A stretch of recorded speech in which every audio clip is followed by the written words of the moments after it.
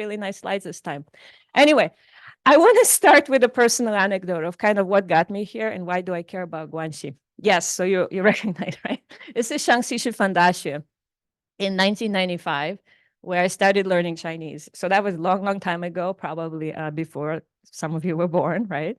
And at the time, yes, I was in second grade. No, I was about 20, and I went there and I interacted a lot with students who were just graduating college. In fact, graduating from Shaanxi Daxue. And all they could talk about was how they were looking for jobs. This is like all they were concerned about, and all they could talk about when they talked about jobs was talking about Guanxi. So to me, that was really kind of an eye-opening experience because I could relate to them being 20 years old and, you know, finishing college and like all that stuff. And also I saw that Guanxi seemed to be a fundamental characteristic of Chinese society. It was very important to how people were getting jobs. So literally, this is what got me started on this whole project, which you're going to see the 30 years. It's taking me to kind of dig into it. So to give you a broad kind of overview, and I think Yalo has talked a little bit about my work, but I started off working on social networks and job finding, how people use social networks to find jobs.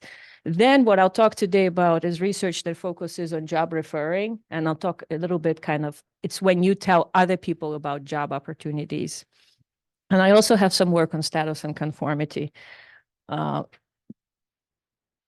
So today, what I want to talk about is the kind of the big motivation for the conversation today is we all know that Guanxi is important in China, but at the same time, we have a number of social trends that have a potential to change what Guanxi is.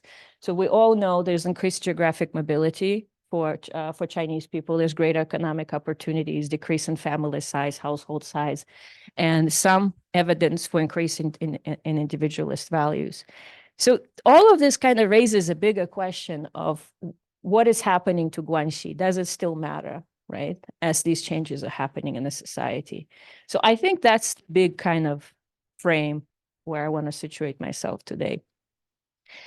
Before I go on, I want to say, so I come from a management department. We get asked questions on like slide number 3. So if anything, if you're dying to know something, please feel free to interrupt. But if you want to wait, you know, I will leave time for kind of Q&A, but I would like to think of it as more like a conversation about kind of your reactions and your thoughts about these things toward the end. But if you have questions, do feel free to interrupt. I'm happy to answer them as we go. So to answer the question about what's going on with Guanxi, what I propose to do is to look at job referring as a window. Like this is my unique contribution of how I can look at this question, because I'm sure, you know, many of you are probably doing this differently. So what is job referring? Is when you tell others about a job opportunity. So for example, at your employer or another employer. So I can tell you, you know, McGill is hiring, you know, and if I know that you're looking for a job, right? And McGill is my institution. So I just, and presumably you might apply to McGill. I can also tell you, well, I've heard that Harvard is hiring. I'm not from Harvard, but I can tell you about a job opportunity at another institution. So this is a particular social network behavior, telling people about jobs, that is interesting to study. And what I have, the reason why it's a good thing to study is because it's a pre-hire process. It's something happens before hire that we can actually measure, which means it gives a more accurate estimates of social networking than what people used to study kind of when they study job finding. Because as any economist would tell you, job finding is a really messy thing. Were you looking for the job? It kind of, it mixes together lots of things that happen. It happens, you looking for a job through networks, people helping you, not helping you, employer giving you a job, not giving a job, you taking the job, not taking the job. All of this ends up in one single variable. How did you find your job? Which is just very messy to interpret. Job referring, very simple question. Did you tell anybody about the job? Yes or no? we're tracking some network behavior very cleanly. So this is, kind of the motivation for doing it this way. And I'm not going to hold you like in suspense. So in case, in case you fall asleep, you didn't miss anything. This is what I'm going to tell you in the next like 40 minutes. So first of all, the big answer, Guanxi still matters. We're done.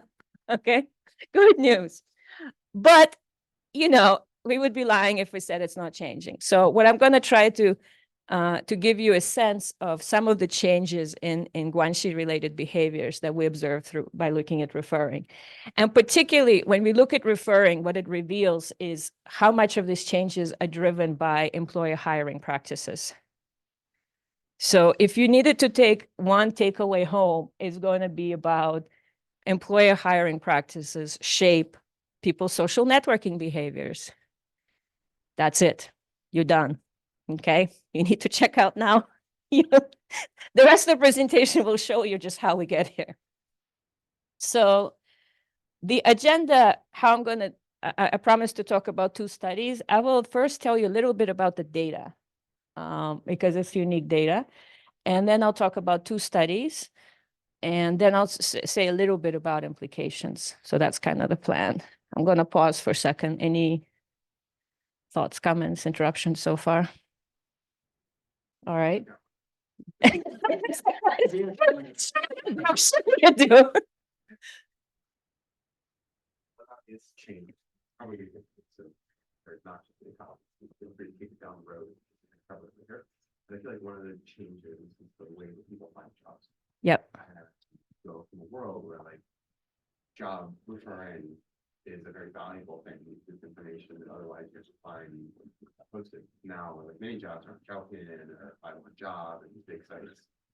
And so I was wondering about whether the way that jobs are posted changes the way that one could possibly work. So it's a super cool question. What you will see, so here's the data and here's the answer. Okay, so in 2012, we don't have a lot of, it's a little bit pre-internet, not pre-internet, but like pre-widespread adoption of like social network media. So that's actually, I think, one of the important follow-up studies is to figure out how these processes are changed when you have social media, and it decreases the cost of a lot of these things. So yeah, it's a great point. So the 2 surveys, one is general social survey. It's a very well-established survey in the United States that a lot of sociologists use to look at demographic and social trends. In China, Renmin University conducts a version of that survey, Chinese General Social Survey, that's very much modeled on the US version. It's also very high quality stratified sample of individuals within households in China. So what's nice about these 2 surveys is they're both they're creating a nationally representative sample of adults over 18. So we can really generalize to the whole population of the country, which makes them ideally suited for studying within country trends and for doing cross-national comparisons. So what I did couple years, so before 2012, I mean, about 2010, is I submitted a referral module to Chinese GSS based on the referral module in US survey. So US survey only did this module in 2012.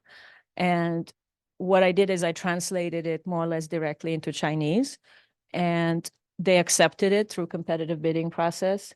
So I have data from US and China that's directly comparable from the same year, same questions. So this is the beauty of this data, even though it's from 2012, but we just very rarely have cross-national data that's this clean in terms of being well suited for comparison.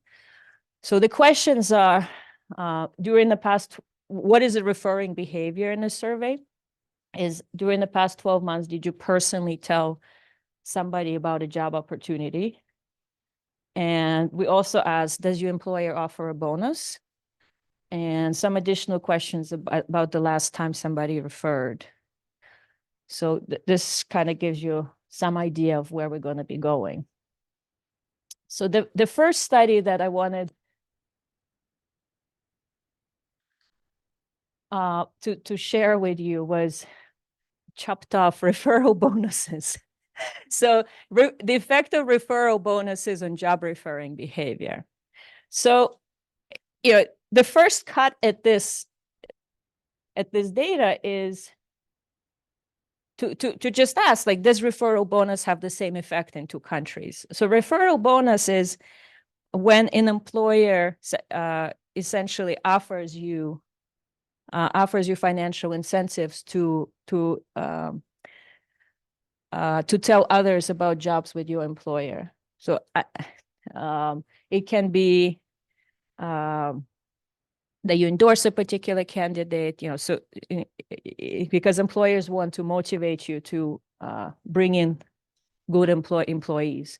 So in the US, employers often use referral bonuses. So you probably see this a lot in tech industry, you see this in finance industry, kind of in very competitive industries, employers tend to offer money to employees who help to recruit. So some estimates suggest that 3/4 of American employers use this practice. I would not sign my name under that number. I have no idea how they estimate that, but it's very popular practice in the US. And if you look at HR publications, they're all obsessed with referring referrals, how this is an effective way to hire. So increasingly across the globe, people have been adapting this practice. Multinationals, private companies in India, China increasingly adopted. And this kind of just leads to a natural question of how does this actually work? Does this work the same way in the US and in China? So you might guess that probably not, but let's see why this might not work the same way in China. So in the US, this is well established. Now in China, I think there are kind of two things going on. So one thing historically, if looking at job for connections is it used to be very common on the planned economy, and with movement to markets, employers increasingly do not want to do this because they associate it with kind of pooling connections. It's unfair. It's going to lead to less high quality candidates being recruited. So a lot of employers kind of view hiring through connections as stigmatized and as unfair. And the same thing for job seekers. So when I studied job seekers, again, maybe 2007 or something, people talked a lot about how if I get a job through connections, it's not going to be a good job, but the really good jobs, like with private employers, you have to get them on your own, you have to get them on merit. So one of my earliest papers is really showing that connections in China do not necessarily lead to good jobs. They might lead to safe jobs, but not good jobs, but good jobs are gotten through markets. So against that background, connections kind of stigmatized, and employees do not necessarily want to use them. Nevertheless, formalized referring is emerging as an HR practice. And again, I wouldn't sign my name under these estimates. I don't know where they came from, but there is some indication that especially private employers, multinationals in China, are slowly starting to use referrals and to recruit kind of workers, especially in high tech. So it's emerging. So let me show you descriptives based on our data. This is what we do know. Blue is the US. So we find that in the US, 20% of respondents work for employers offering a bonus. And in China, it's 5-something%. Okay, so it's a very new thing in China. Now, we also ask, so who made referrals in the last 12 months? And we find a lot, so 60% in people in the US have made referrals, and only 25-something% in China did. And this is kind of quite, I think, starts to get quite interesting. Number of people they referred, so in China more than US. And something that I will talk a little bit more later is when you refer, do you tell somebody about an opportunity with your employer or another employer? So in the US, it's predominantly you tell people about jobs with your own employer. So I tell people about McGill. And in China, it's actually people primarily telling people about job opportunities at other employers, not their own. So this is going to be kind of interesting to think about. So let me give you the big answer. What does bonus do? So the first kind of interesting. So these are logit models. So to kind of show you the snapshot of an answer, we're putting all control variables at sample mean values. So I'm giving you point estimates. I'm not showing you any tables. All right. I was like, no, is there historians in the room, anthropologists? No, we're going to show bars. This is like, so in the US, actually, people whose employer offers a bonus, they report that they're less likely to make a referral. So there's a negative association here. That's interesting. That's a paper in its own. We're gonna try to push that in another direction. It's like marginally significant. But in China, so if you give somebody no bonus, they're not terribly likely to refer. But bonuses actually increase referring. So things are working the way they should be working. And I mean, the magnitude, this seems to be really huge, right? So that's very interesting. And we can kind of think about why is it increasing so much? And maybe we also want to think about like what's going on in the US, but we're not here to talk so much about that. So let's deconstruct this. We're going to look at employer referrals to your own employer or to another employer. And this is where it really gets interesting. So first, the US, when I give you a bonus, in-firm referrals, so with bonus, the orange bar, in-firm referrals increasing. So basically, when you incentivize, so that's plausible. When you incentivize people, they're more likely to refer internally. And what's really decreasing is out-of-firm referrals. So if McGill gives me money for every employee that I refer that gets a job at McGill, I'm more likely to tell people about jobs at McGill, and I'm less likely to tell them about jobs at Harvard. So, that's plausible, right? Now, what happens in China is very, very different. So what increases with bonuses is both internal referrals, and the huge difference actually is in external ones. So if we thought that referring was about money, this would, because you're getting money here, McGill can pay me money for people I refer to McGill. Harvard can't pay me for this, right? So this is where the really interesting finding is, and why sort of this thing is increasing as well. So the answer, at least that I would like to propose, is that referrals really have two effects. In the US, the effect is what we call incentives. It's literally, I'm giving you money to stimulate some sort of behavior, and that's what we're getting. So it increases internal refers, it actually decreases external ones. This is consistent with I'm giving you money to do A rather than B, and you're actually more likely to do A. Done. In China, what we argue is that referral bonuses, they legitimize referrals. And what I mean is, so when I started, I told you that finding job through connections in China is stigmatized. It remains stigmatized. But it is something that's very much embedded in the way Chinese people interact, Chinese people socialize. So when you're gonna, if I go to dinner with somebody, and of course they're going to ask me, are you looking for it? If they know that I'm looking for a job, but they're going to say, is your son looking for a job? Is your niece looking for a job? And if she's looking for a job, they're going to be like casually, oh, by the way, I know so-and-so, blah, blah. It's not considered meddling. It's not considered intrusive, which we have studies in the US that suggest that it's actually, people don't help as much as they could potentially. But in China, this is normal. This is kind of, meddling is good. That's what it means to be social. You kind of give unsolicited advice, right? We were talking about this earlier today. You get more unsolicited advice than you ever wanted to. So, I think this is, so it's not what bonuses do in a place where for a long time, social network behavior was stigmatized and considered unfair. When your employer gives a bonus, they send a signal that it's okay to engage in this behavior that you're probably already engaging in or would like to engage in, that you consider normal. So they legitimize it, they make it normative, they say it's okay. They signal that referrals benefit not just you and your friend, referrals also benefit me, the employer. And once you kind of get that message that referrals are not bad, that referrals do not mean unfairness and nepotism and favoritism, you're more likely to engage with them both internally and externally. So I would say the Chinese people, they don't refer for money. It's just, it turns the switch on that tells you it's okay to engage in the social network behavior. Yep.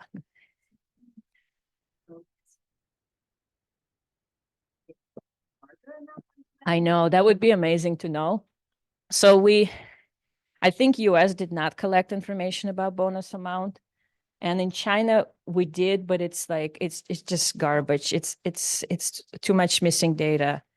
But I mean, it wouldn't explain this, right? I mean, it's interesting. And actually, I want to do a paper to try to unpack some of the weird US results, to think about, like, if you give people enough money, I start suspecting that weird things are going to start happening with referrals. So that would be kind of the next to think about the amount. Yeah.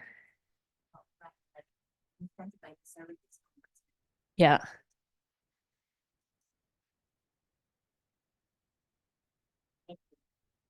But there's a lot of evidence on referrals that giving referral bonuses leads to lower quality applicants. Yeah, yeah, yeah, yeah, yeah.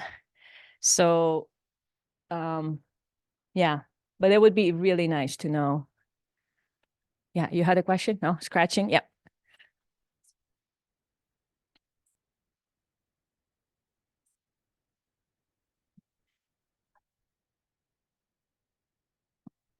So, well, in the sample, it's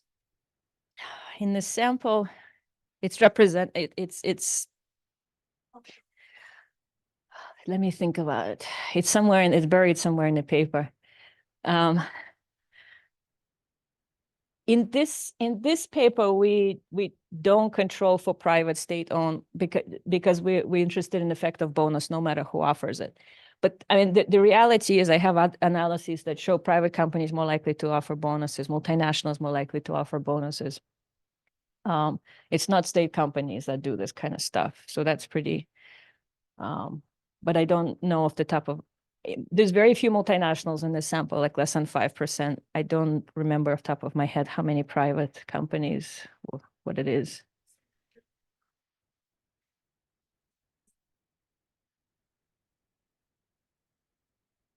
Yeah, yeah, yeah, yeah. Yeah, there's a very high correlation between bonuses and private. Yeah. It's in the other, that result is buried in the other paper. Somewhere.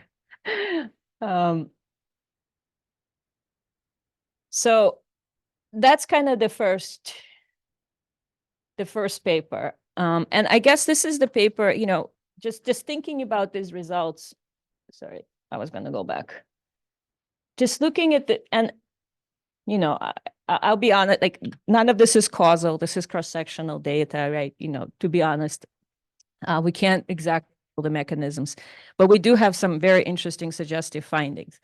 And, when you see like difference between this and this, you can clearly say, okay, China looks very different. Guanxi still matters, right? If you're going to do if you're a company and you're going to do a bonus, it's going to have very different effects in China than in the US. So we still do, this is the part of Guanxi still matters. And when you think about kind of the value of the bonus, right? So my prediction would be, I haven't tested this, but in the US, the more you give, the more referrals you're going to get. In China, what seems to be more symbolic value. So maybe if you give like even a little bit, because symbolically you signal that's a good thing, you're actually going to have a big increase in referrals without giving a lot of money for bonus. That would be the prediction if this model is right. So this is the part about Guanxi still matters, right? We have substantial differences between China and US. And I think, you have some evidence of this, how employers can shape networking behavior. So they can obviously shape it through incentives, but also what is very interesting is that employers signal to employees whether or not engaging in this behavior is legitimate, is acceptable. So I think that's kind of a very, that's a very interesting way, because it forces us to think about what are the forces that are impacting Guanxi behavior in China today. How some organizational practices are shaping them. So this is the first one. All right. So the second one is, this is the one where we just look within China. All right. And it's about the effect of provincial marketization on job referring. So we're going to be comparing across Chinese provinces and trying to understand how referral behavior changes. So the motivation for this is one of the classic sociological questions about China and about Guanxi is essentially what happens with it as market institutions mature, right? So what is happening to these network behaviors? And we kind of have a suspicion that job seekers don't need to rely on Guanxi as much, but we also have a suspicion that really good jobs get allocated through Guanxi. And there's a lot of evidence from job finding studies that basically ask, is it more, are you more likely to find jobs through connections now than you were 20 years ago? Or are you less likely? And the evidence there's evidence for decrease, there's evidence for increase, and it's kind of a bit of a mess. And this is where we're going to come back and we're going to say, look, you're looking at job finding. Job finding is a bit complicated. It's a messy measure that measures a lot of different processes. But let's look at referrals. We don't have longitudinal data, but we have cross-sectional interprovincial data. So let's look at that and maybe we can get an idea of mechanisms. So I'll give you the answer quickly. We have all our provinces. So what we're doing is we're using marketization measure. I'm blanking who does it in China. It's a well-established measure that measures provincial marketization. Again, they've been doing it for like a number of years. So not surprisingly, Zhejiang has the highest marketization. It's like between 13, there's marketization here from 14 to 0. And so Jiangsu, Shanghai, Guangdong, more marketized. And then you go, so Qinghai, Gansu, least marketized. And this measures both GDP, and they try to measure emergence of market, like establishment of market institutions, not just growth, but also actual institutions. It's very hard, so it's not a perfect measure, but it does seem to be tracking something, how marketized the provinces are. So percent referring, the jagged line is the actual number, and this is the linear prediction. And this is the percent referring. So what we find overall, the least marketized provinces actually have higher likelihood of referring than the most marketized provinces. So this result, and I think this is raw data, but you can put it the regression with a bunch of controls and it's still negative. So this result is actually contrary to what a lot of job finding studies do. So particularly like we were talking earlier about Bian Yanjie and some of his work, there's quite a bit of work. Actually, so my co-author on the previous paper, Felicia Tian, has a paper that also finds job finding through networks tends to increase in China with marketization. So this kind of goes a bit against that. And part of the story could be methodological differences that we're studying kind of this particular behavior. And again, job finding studies tend to bunch together a bunch of different processes. So it's an interesting result. What I think our paper does it was very hard to publish this paper because of this. But what I think what our paper does that's even more interesting than the actual result is to try to speculate about some of the mechanisms that account for that. And we disentangle, again, two mechanisms. So one of them is decline in prosocial referrals. We analyze, so the estimated likelihood of referral in low marketized province, like Qinghai, Gansu, is 30%. And in high marketized province, so this is like Zhejiang and Shanghai, is 22%, say. So overall, it decreases. When you separate who is your last referral? Is it a strong tie, weak tie, unemployed, employed? Is it external, internal? What you find that what's actually is decreasing is strong ties, unemployed, and out of firm. And what we speculate that strong ties, unemployed, out of firm, these are prosocial referrals. These are things that you do when you want to help somebody. You want to help your strong ties because you're obligated to help them. Those are people you have to, it's an obligation-based behavior. So you're obligated to help your strong ties. If you're meeting somebody who's unemployed, again, you're more obligated to try to help them. You're referring them because you want to help the candidate. So again, we see prosocial referral declining. And external referrals. So again, this is not something you incentivize to do. This is something you're doing out of the goodness of your heart because you want to help the job candidate. It's declining. So what we're suggesting is happening is kind of two things. One is prosocial referring is declining with marketization in China. So that's the truth. That's what's driving the overall negative trend. But we also find evidence for increase in incentivized referrals. So this is when your employer gives you bonus. So in our data, you can see the two processes are both occurring in the data, but this one dominates the result.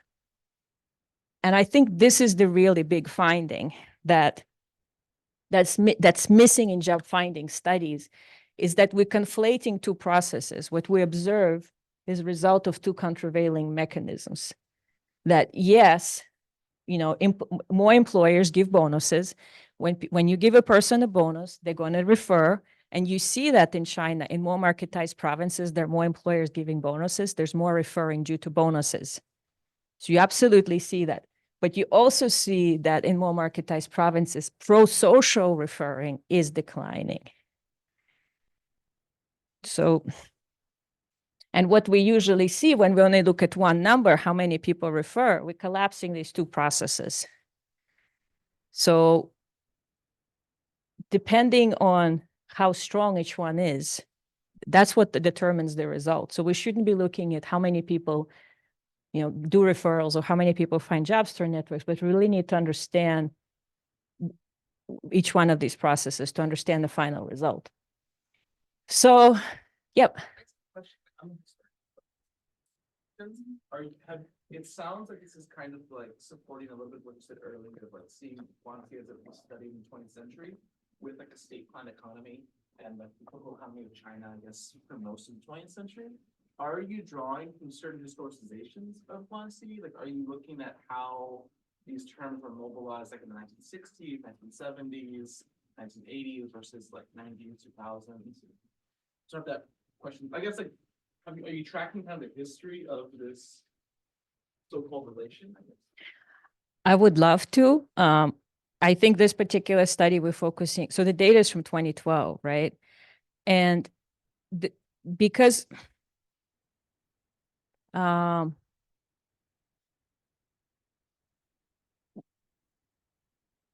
so people have used data from, so I don't think this is what people have used. You can use this data from 2012 and study retrospectively how people found jobs in the past, which is what other people have done.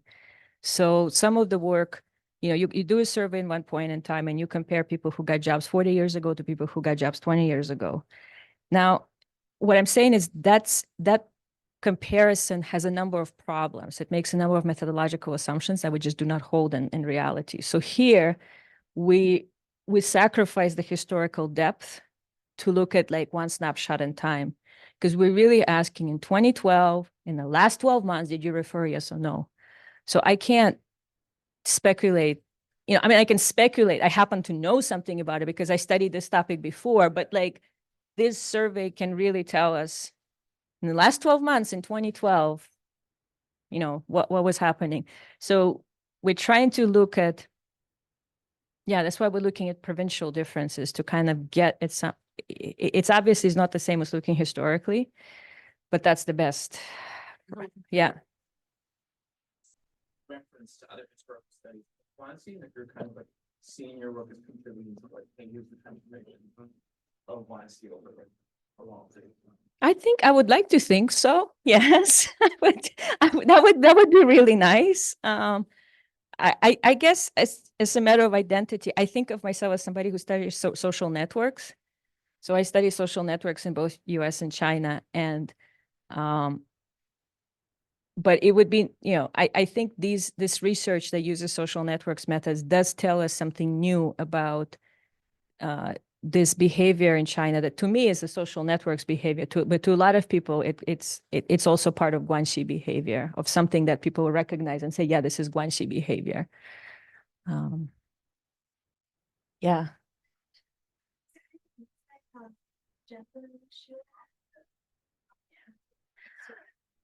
So that's a super, super important, interesting question. And I really wanted to look into that. We don't have findings on gender. And part of the, so I think, like we have a basic gender is a control. So we know, I think men refer more than women or something, something like that. I would have to double check it in the paper. But when who are you referring, right? And that's a very interesting question because it has implications for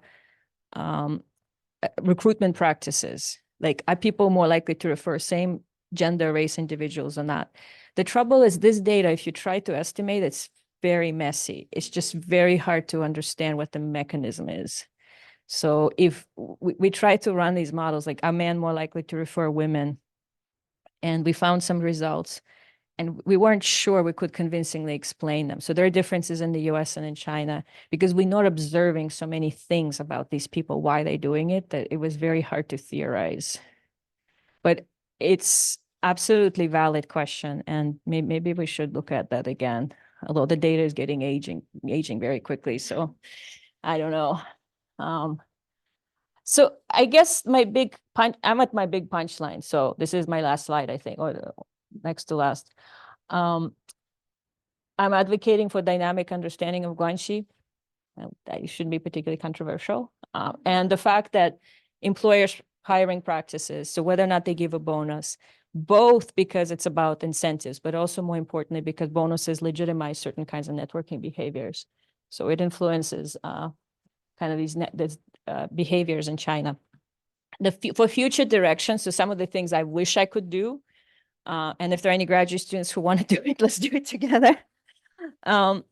So just the first paper really kind of raises a question of, okay, this is what happens when bonuses are rare and still stigmatized, right? Once they become prevalent in China, are we still going to observe this legitimation effect? Like, there has to be an upper boundary, and we have to kind of think about it more dynamically. As more employers in China use referral bonuses, like, what's the effect of this thing? Is it going to converge to the US, or what's going to happen? So the second one, I think what you raised, like, once this thing happens online, it's clearly very different ball game going on right now with like referring online. And I've heard reports of people selling referrals online, right? So absolutely fascinating, and kind of thinking about that as a sociologist is very interesting, right? And kind of, do employers know this? Like, how do employers process? Like, what? Yeah, exactly. So it's very interesting, because then it raises the question, why are the employers still using this practice? And how do they sift, good referrals from bad referrals? So anyway, I think that's a really cool one that I would love to do more on. And yeah, there's just a lot of very interesting ideas here. And the last one kind of is incentives and prosocial behavior. Like I really wonder, when you give people enough money for a referral, does it spoil a relationship? Because I think that's what's happening in the US. And there's some evidence that in the presence of monetary incentives, prosocial behavior declines. So say blood donations, right? If you pay people to donate money, then donations go down. So this is an area where like I want to do more work first in the US. We're trying to design a survey now, maybe an experiment later, but I would also love to do this in China, because I think for Chinese people, the tension between incentives and prosocial might work out very differently. So some people would say Chinese people feel less tension between the two. So it would be very cool to do that. So anyway, this is what I'm excited about right now. But we have lots of time for questions, I think. So Thank you so much. yeah, you're very welcome. I think we will take questions from our audience Oh. here. And then I can monitor the online questions. Perfect. So for our virtual audience, feel free to type in your questions and then we will address them later. Yeah. Do you have questions from? Oh, so for virtual audience, please submit your questions through the Q&A, and then we will address them later. Okay.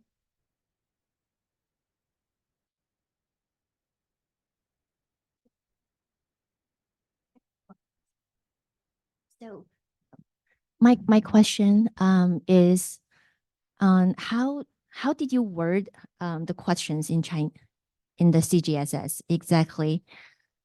I mean, I have a sense that in the US, the referral system is fairly well established, right? There's a like formalized system where you submit your referral through your employer. Yeah. And in the Chinese setting, I wonder how formalized it is, even for employers that offer bonuses. And also from what you were talking about, I felt you were talking about both referrals where they just tell other people the information rather than going through their own firms to refer that person. So I don't know how the system work in China, like in the most recent decade or so. And how did you ask, like, what's the Chinese word for referral? Well, so the good news is we didn't use one. Oh, So, right? Because I think you're right. And this is literally what the questions were. So for better or for worse, but I think this is advantageous. The question is literally, did you tell anybody about a job? So it never uses the word referral, right? And then, so they might want to apply for the job. And the next question was this job with your employer or another employer?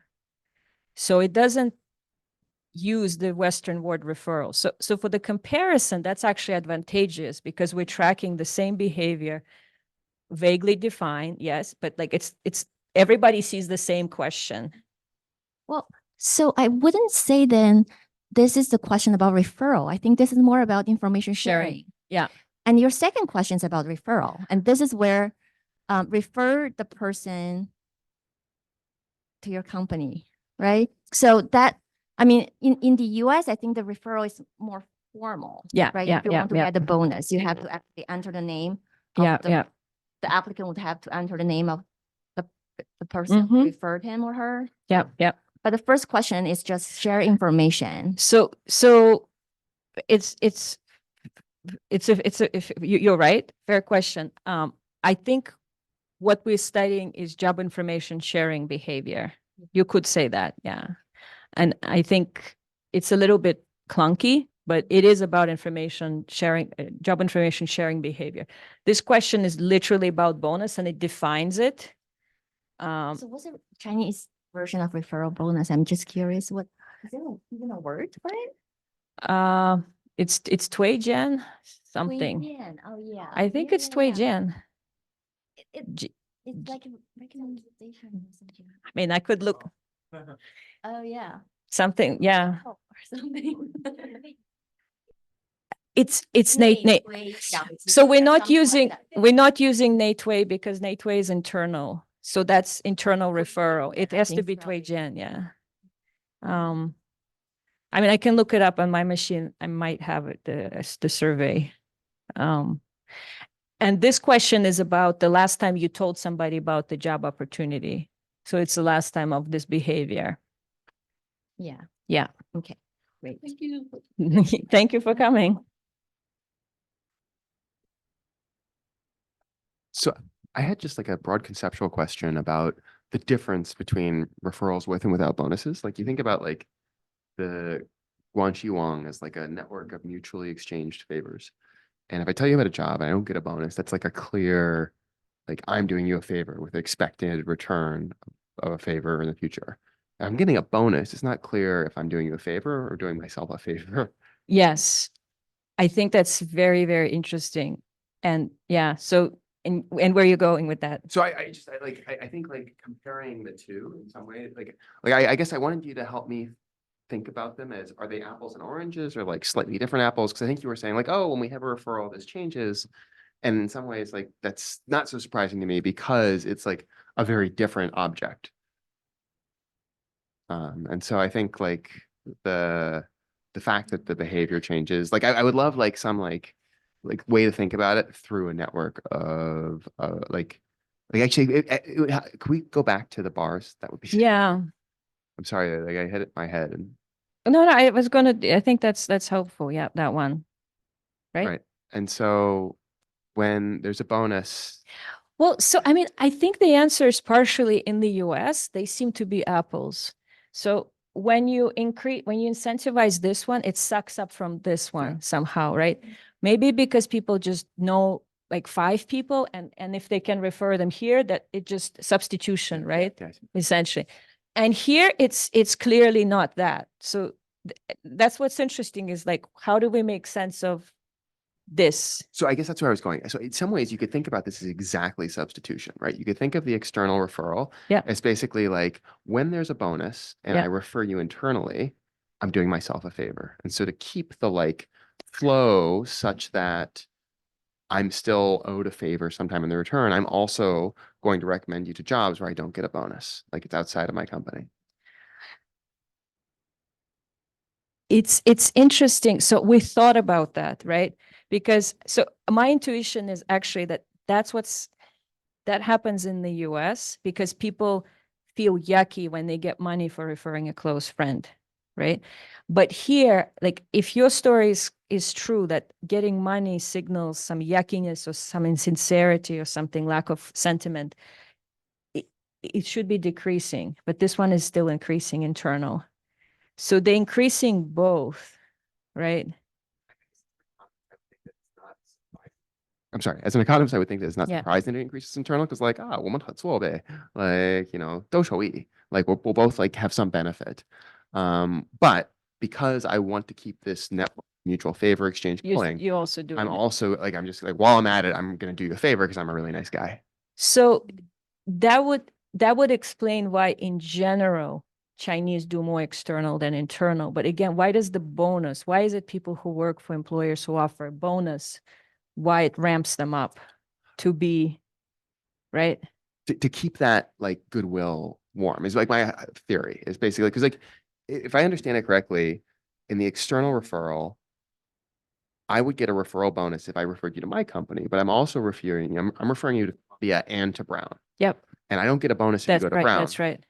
And so yeah, that it's a hypothesis, predisposal. You know, I think you're right, but I think it's in your what that's part of the difference. And I think this is exactly right why we say Chinese people, they like doing external referrals because it is about building Guanxi Wang.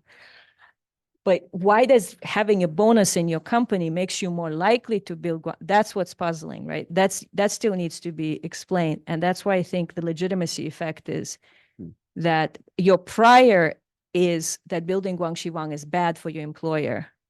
And And, it's something, it used to be illegal in China. Like it's always been considered bad to find job through connections or help somebody, like favoritism, nepotism, right? Corruption, bribery.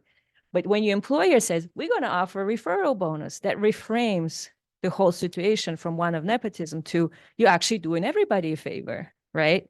So we think it like turns that kind of interpretation of it a little bit differently.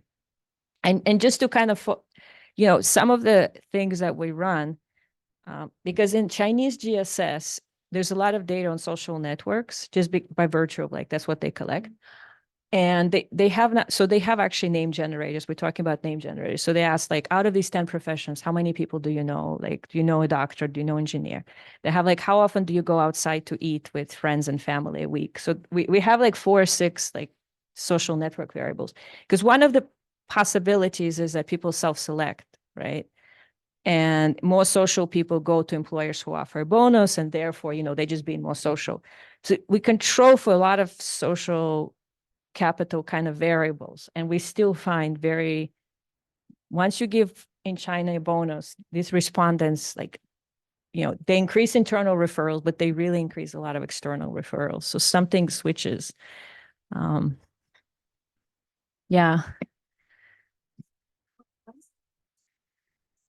Replicate this only for private sector workers. Because I think your results would still hold, but the magnitude may change in the sense that for public sector workers, there are fewer like public enterprises offering referral opportunities. So they're more likely to have external referral opportunity, right? They have more opportunity for a public sector worker. Interesting. External means private. Do you see? And Yeah. private firms are more likely to have those kind of programs and bonuses. Yeah. So that might be picking up some of these Yeah. differences, but I don't think it's going to change your story. It's going to change the magnitude, perhaps. So Interesting. do that sort of exclusively for, So in the second paper, we use both bonus and private, and they work parallel. Yeah. Because bonuses kind of symbolizes a formal referral process, but private, it could be informal referral process, right? Like there's some, bosses like you to do it or whatever. So we do both, and they produce the same results consistently. But in this one, we didn't look at, I guess this goes back to your question, like we didn't look at, we look at, we control for industry sector. We looked at some of the things like, is this just like export assembly work effect in China? Because that's where people are referring a lot. And like, we didn't find that. So, but yeah, we did the best with cross-sectional data, but yeah, sorry. Yeah. I have a question about like, what's the I don't know if you have an answer or like it's included in the CGSS. It's like, what's the relationship between the people who get referred and like the people who is doing the referrals? Like, yeah, that's a great, thank you. So one of the questions was, so the last time you referred who that person was, and we separated them into strong ties, weak ties. And in part, like, so the sample size just shrinks dramatically. So we start off with like, maybe like 1,000 something people in the whole sample. By the time how many people referred, it's like drops, to 20% referred. And then you ask them last time you referred, who was it? And then you have missing data. So strong ties, strong ties shrinks with provincial marketization, and weak ties remains constant or maybe increases a little bit. So this is interesting because I think that's consistent with kind of my observations of how people find jobs in China, that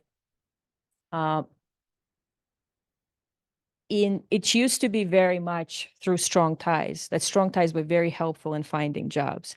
But increasingly, it's about weak ties being more important. And the role of kind of strong ties and the need to help strong ties, the expectation that you're going to be helping strong ties to find jobs, I think it's decreasing. And that's why we're observing referrals to strong ties higher in low marketization provinces than here. So I think about this, again, coming back to like my starting point, graduate students looking for jobs. when I interviewed people in 2004, I did a study of this, and like literally, or even before then, 98, 99, I was in Harbin, and I interviewed like students, how did you find jobs? Like they were literally telling me, my father, usually a father, took me to see their cousin with the resume in hand, and the cousin, the CEO, they handed me off to HR manager, and I had a job interview, right? These were literally the stories that were very much strong tie driven. And it does make sense to me that that kind of behavior is probably declining in China. So in more marketized provinces or high marketization, we have less of that kind of behavior.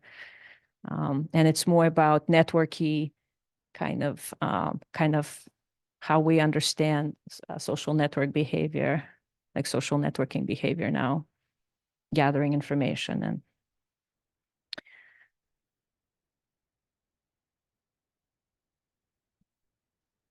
all right. Audience, there's one question, so please feel free to submit the question.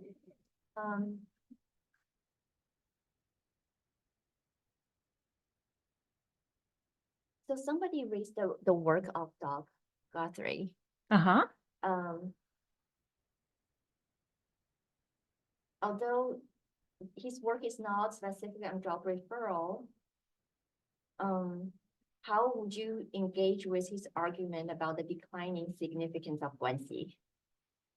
Yeah. So, I mean, this dates us, right? Because that's what I grew up on, is on Mayfair Young and Doug Guthrie argument. Right? And I was like, should I bring this up, or these people not going to know what I'm Well, our talking online about? audience certainly did. This was the debate that we argued, what was it, 20 years ago, right? Yeah. So, I mean, in a way, like, I think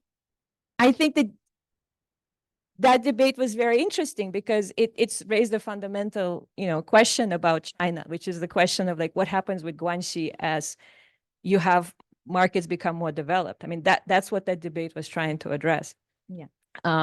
And I think, in some ways, my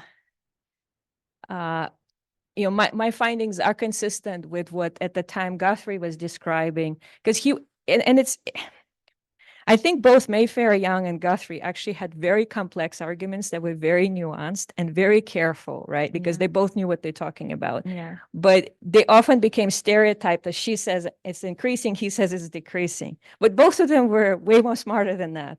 So I think I'm with them in the more smarter than that box, because it's not really about increasing, decreasing. We all kind of see that it's changing. Right. And I think that's what was cool about his argument. He argued that kind of nepotism, favoritism, when markets create opportunities for people to interact with different others, and nepotism, favoritism, reliance, like the need for Guanxi decreases. But he also, in the book, he talks about you need social networks to do market exchange, which is what we see in the US. Like in US, networks still matter, right? And networks facilitate market exchange. So he argued that while this kind of old-fashioned Guanxi might be decreasing, but you still have social networks being important to conduct business. And in a way, that's what we're showing, that some types of social network behavior is decreasing, the one driven by obligation. But we also see an increase in social network behavior that employers are trying to encourage. Right, the one that benefits the employer. So kind of, I guess, the next slide. So I would say, it's right up there with in that debate, right? Yeah. Yeah, and also I think we need to think about, this is also to bring in Yan Jiebian's work, right? Yeah. Talk about whether it's influence or whether it's information. And I think the impact channel through influence may change in different ways from the impact channel through information. And you are giving us a lot of new insights on the information channel than the influence channel, which is really, really difficult to measure at the national level. I think that's fair. Yeah, I think that's fair that we're doing a good job of tracking information kind of so use of social networks for information. And the question is very much about information sharing, right? Yeah. And it might not exactly be the best measure to think about kind of influence and Yeah. so that is definitely fair. But again, if we come back to Guthrie, kind of the argument is, and some of the findings in recent work on job finding in China is that information is becoming more important. Like there is room for influence, especially in some sectors of Chinese economy, but the role for information is increasing because that in markets actors need access to information. So I think we are capturing part of the story, but I think this is a part of the story that's growing in significance. Yeah. Do we have other questions? So you have anything? Yeah. I'm just wondering, like, when you're referring to like information, what kinds of information is it? Like, is it related to like the job posting, or like is it related to like more specific details of the jobs? Like, Yeah, that's a great question. So in work on referrals in the US, we know that it's about knowing about job opportunity, timing of job applications, because sometimes like referrals tend to be better timed to openings. Also, sometimes it's about demonstrating fit. So referrals, I think there's a wonderful study out right now about cover letters, and people who have referrals, they write much better cover letters, right? They hit the right words. So it can be about kind of matching employers' expectations on some observables like education or something like that. So there's multiple mechanisms. Like with US data, it's possible to disentangle them.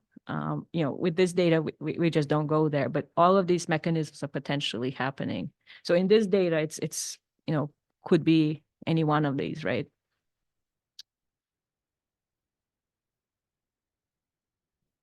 So let me ask a question about data, right? This is such an important issue.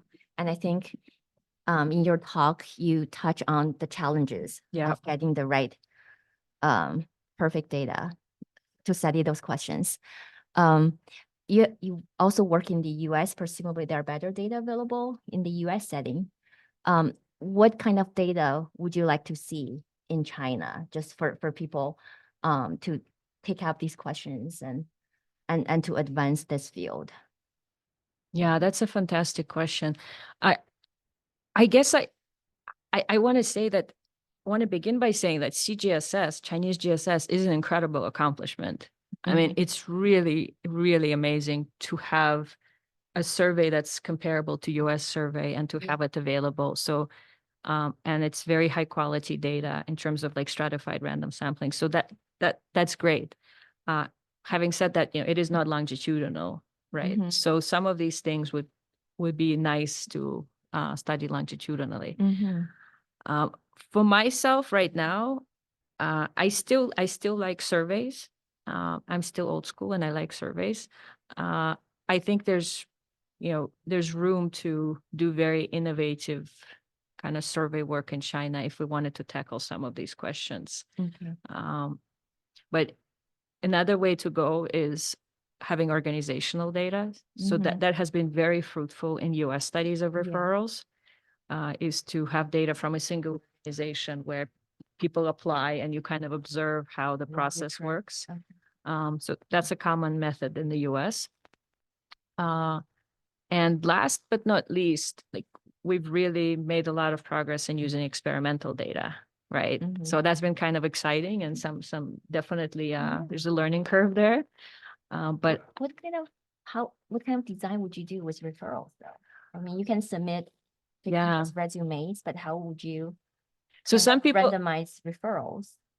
Oh yeah. There's lots of very innovative design. Okay. It kind of depends how much money you have. Right?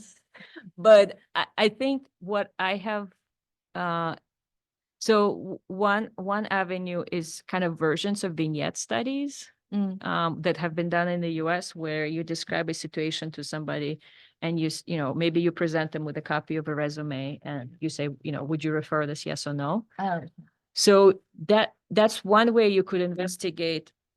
So one study that I really like, study in the US, studied the size of the bonus versus the relationship. Like, how much money do I have to give you so you would refer a stranger, right? Essentially. And so that's one way that could be done. I think there are other ways to do kind of experiments or survey experiments that could be very, very productive to kind of look at some of these questions.